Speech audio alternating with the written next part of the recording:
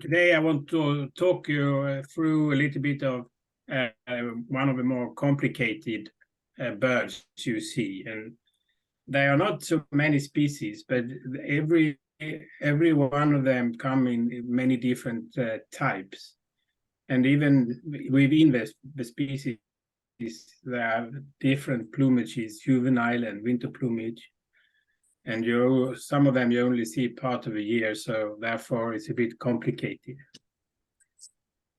I guess many of you have been to a lakeside, and you see these waders of the genus Tringa.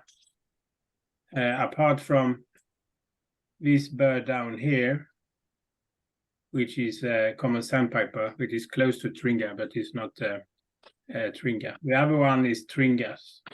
So, and at the first look, they look very similar. So let's see a little bit later what we can find out on these different species. To get a smooth start, I want to start with some easy birds, especially in the north. You will encounter during migration avocets. They are easy to distinguish.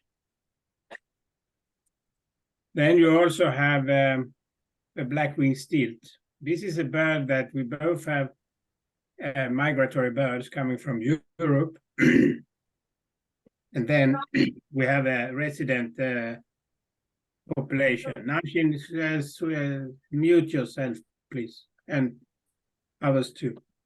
So, yeah, so this is also a very peculiar bird with very long legs, and you can't mistake it for anything else. And as you see here on the map, this lilac violet means you can find in these areas year round, meaning that we have both resident African birds and we have migrant birds. So during the rainy season, dry season, sorry, we get an influx from Europe. A bird that we can see here and where, and is a little bit together with the other gray birds, is spotted redshank. Unfortunately, we never see it in this, hardly see it in this black plumage in Africa. We rather see it in these two forms, plumages here down to the left, adult winter and juvenile. This bird is a wader that you often see swimming, actually, a bit, they like to go in quite deep water, and they are even swimming. So if you see a wader swim, it might be this one. It's relatively common, especially in the north water. So then they had these birds. So let's go through them one by one. We start with the one up to the left here. This is greenshank. It's a long-legged bird with greenish leg, and otherwise quite gray. But it's the biggest birds of this type that you see on lake shores. It has a little bit decurved bill, so the bill points it upwards. It has a big white triangle on the back from up from the rump and up to on the back of a bird. And I want you to go through these pictures later, and then you listen to the calls, because the calls are distinguishing also for all of these different birds, but I didn't work with the calls now. So this is greenshank, and I got the pictures from Collins Bird Guide, Birds of Europe.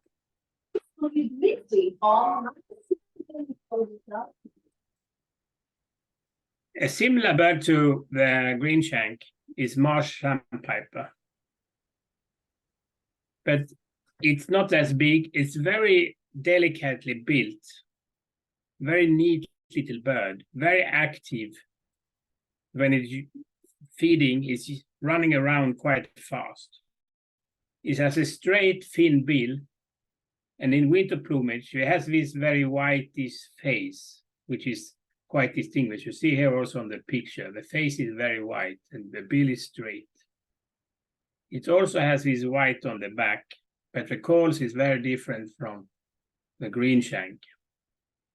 So the straight bill, the white face, making almost like a cap, and the way it behaves when it's feed is a good indicator of this species.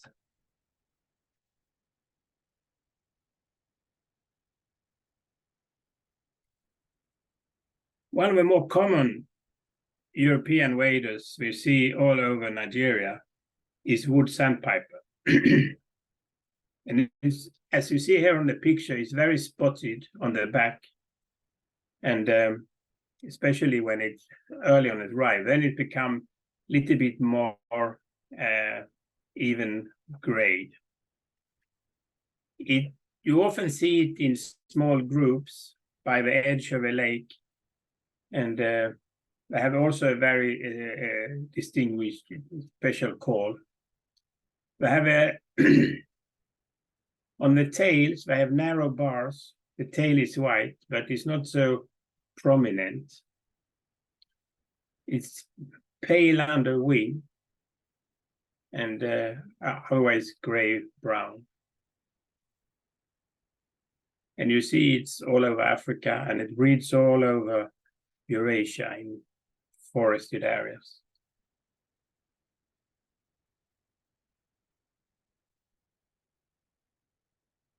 The bird that is most similar to wood sandpiper is green sandpiper.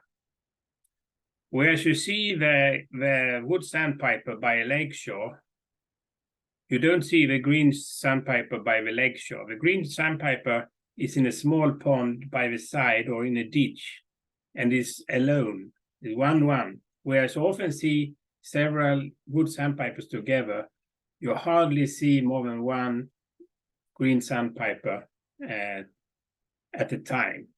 So you're standing in a pond, you don't see it, or in a ditch, you don't see it. When you walk, you flash it. When you flash it, you see this broadly barred tail, and the dark bird and white rump make the white very prominent, much more prominent than on a wood sandpiper. And then the wings are dark, black, almost black under, compared to the light gray underwing of the wood sandpiper.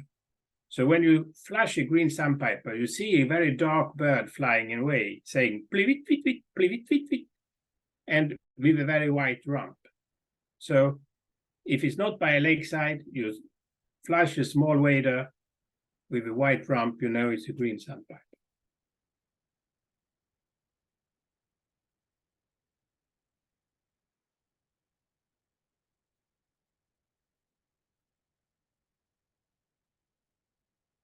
Then we have a common sandpiper.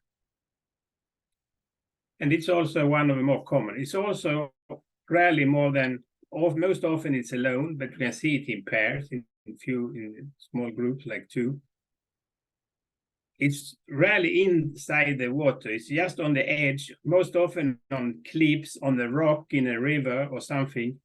It's standing in a peak water. It's rarely put its feet inside the water. Is the one who have a shortest leg is always bumping its tail or wagging it up and down, and the legs also like kneeing.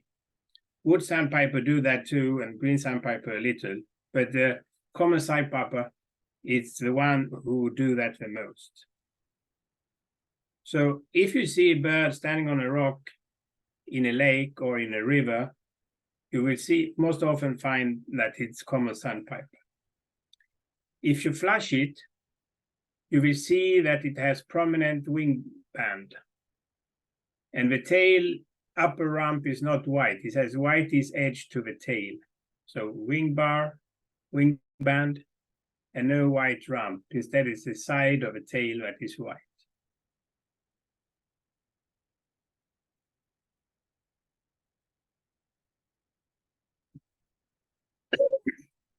So here we have them together. Here we have a green shank, you see, with a decurved bill compared to the marsh sandpiper, which has a straight bill and a very white face, not so white face here, and not in the neck. So here is the neck is white also, so you're giving it a cap. Then you have a green shank, a wood sandpiper with spotted plumage compared to the green sandpiper, which is more uniform dark, and then fly. And then you have a common sandpiper here in winter plumage. And that was I didn't show the red shank because it's quite rare in Nigeria. It's just this picture had it also.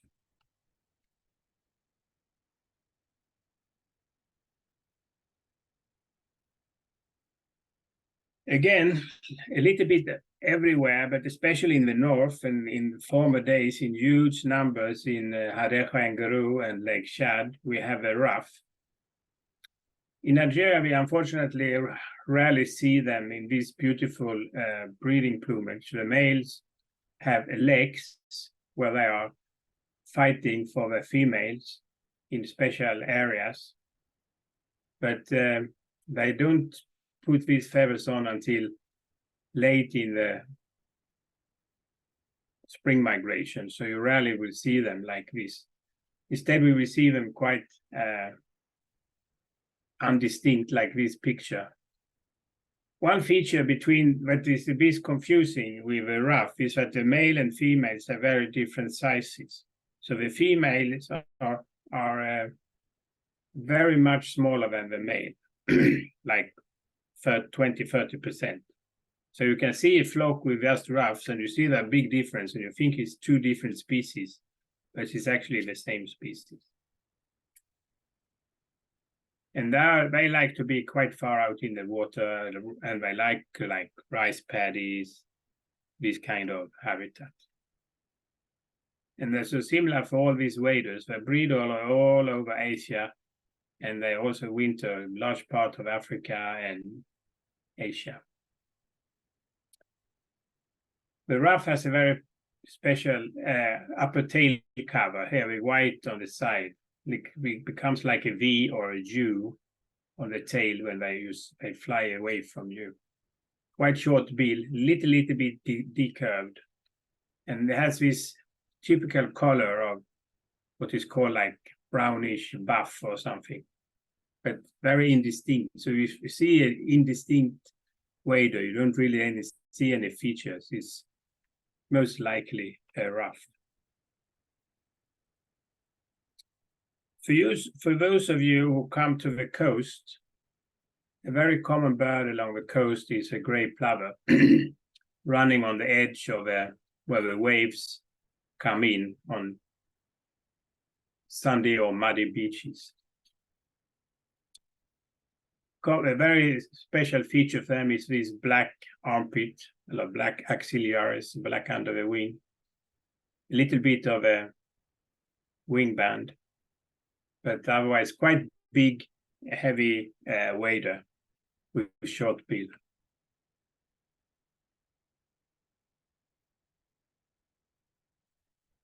Also mainly along the coast and different kinds of coasts, and even in the mangrove, you see the whimbrel eating crabs and other things it can find on the muddy, sandy beaches.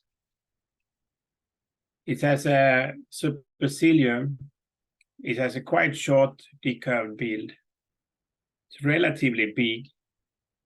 It has a white rump and upper back, and otherwise just brown. Has a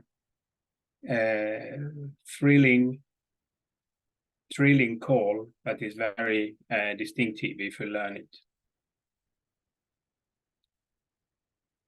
More rarely you see its bigger brother, the curlew, which is the biggest of all waders in Europe, with a very long bill, and prefer, can find it in similar habitats, but it's much more rare to see it. We saw it up in Lake Shadow also, and I guess you can see it in Nguru. But up there, you never see wimbrels. And also has a whistling, very distinctive call. So have you heard it once, you will never forget it.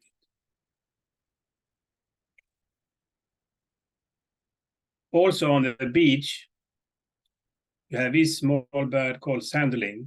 That is in winter, plumage and juvenile are very whitish with prominent white wing bars.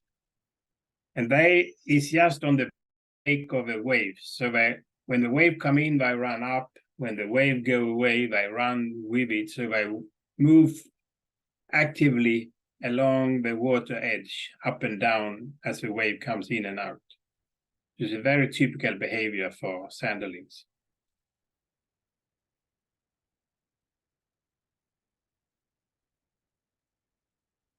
Also on beaches, but also inland, you have little stint, which is Europe's smallest wader. And it's typical also because it has wing bars also. It's quite pale, but it's very much smaller than a sanderling.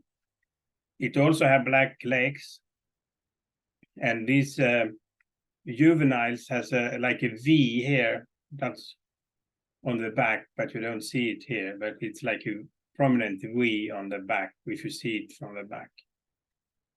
You can see it here on this bird, it's better. It's like a white V on the brown plumage. So that one you can see anywhere in Nigeria where it's water, from the coast up to Hadera and Lake Chad. So these are also often in small groups, small flocks, and also special call. Very similar to little stint is temming stint, though you don't see the temming stint along the always only inland. And like the green sandpiper, the temming stint is not where the other waders are. It's by itself in a small puddle of water or in a ditch by the side, and most often solitary. It's look like a small common sandpiper with a typically breast band. So if you compare to the little stint, it's white under the bill and throat, and there's a small little breast band that is not complete. Whereas a temming stint has a streaked breast with it stopped sharply against a white belly. So make it look very different compared to a little stint. It also has yellow, greenish legs, pale legs compared to black legs in the little stint.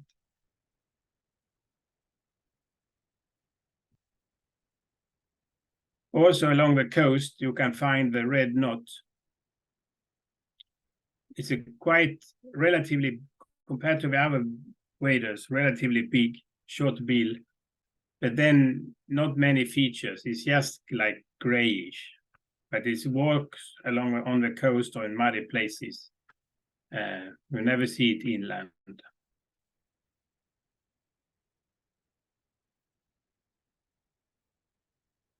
So this was waders. Any questions on the waders?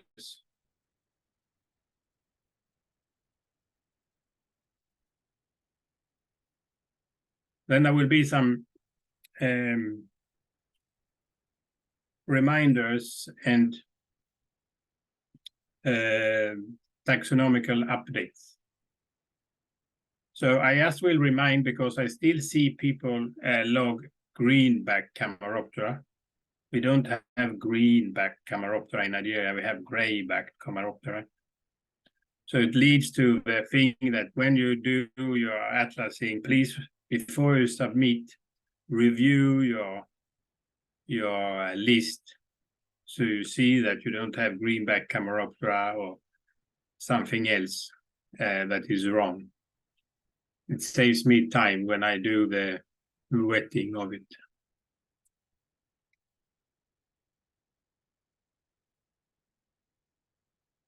Then we have, for people working in southwesternmost parts of Nigeria, we now have a new drongo split from velvet mantle drongo called Fanti drongo.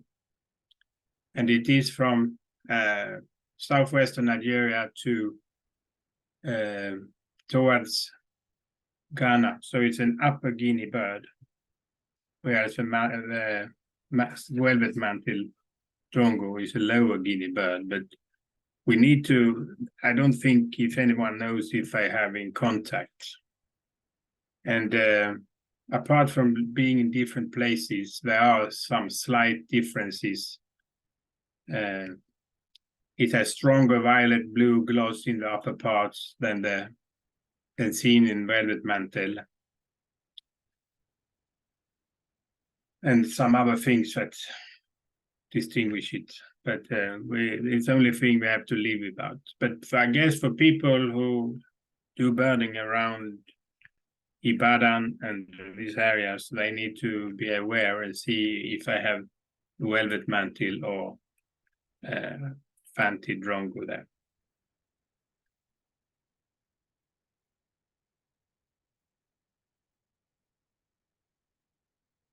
And as you know, before we have had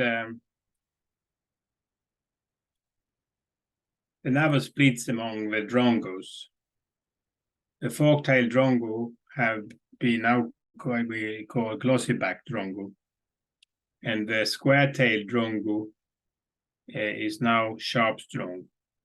But that one we have talked about before.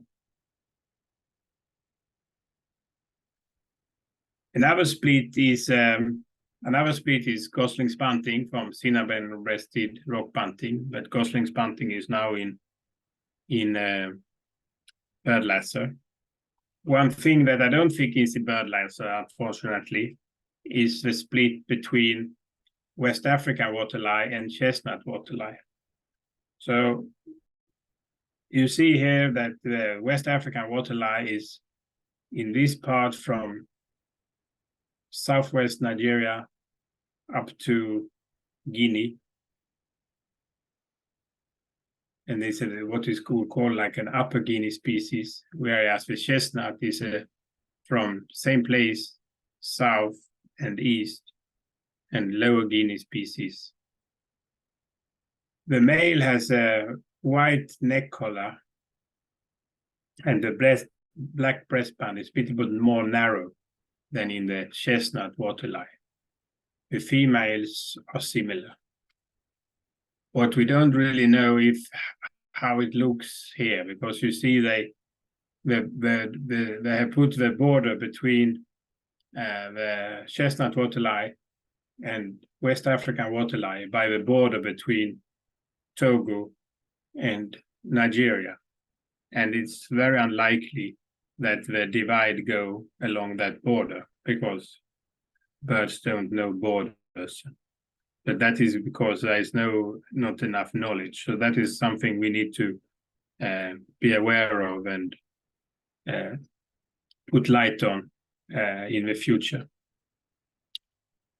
So we don't have any problem because you put chestnut waterlie, but the people, I see people in Ghana and Liberia, when they put West African waterlie, which is in birdlasser, but not in the database, I got problems, but we don't need to discuss it here. Then another reminder is that during this season, the juvenile black kites have just flown out. So we have yellow-billed kite that is resident to Nigeria.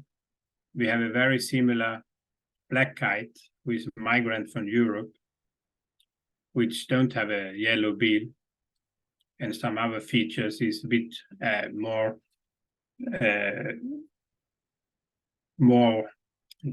would say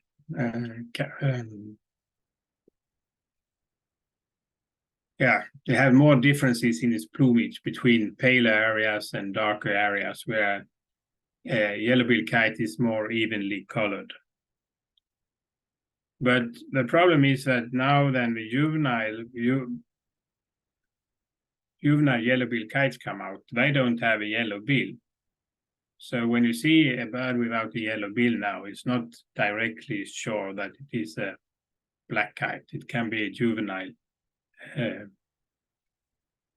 yellow-billed kite. So what to look for is how the plumage look like. So this is very mottled because on each feather there is a white edge.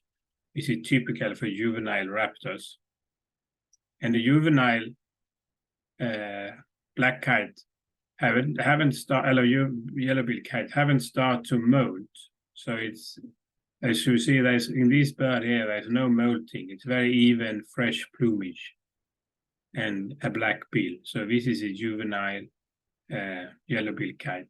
And you don't have, it's quite uniform, dark unders, no contrast between lighter parts and darker parts. Just a reminder to that.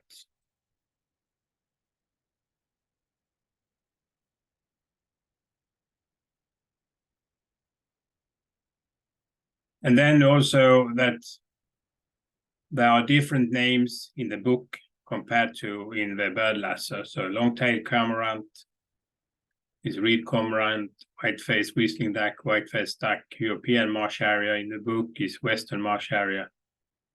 Common waterlie, brown-throated waterlie, long-tailed glossy starling, long-tailed starling, sulphur-breasted bushrike, orange-breasted bushrike, black-winged red bishop, black-winged bishop, northern red bishop, orange bishop.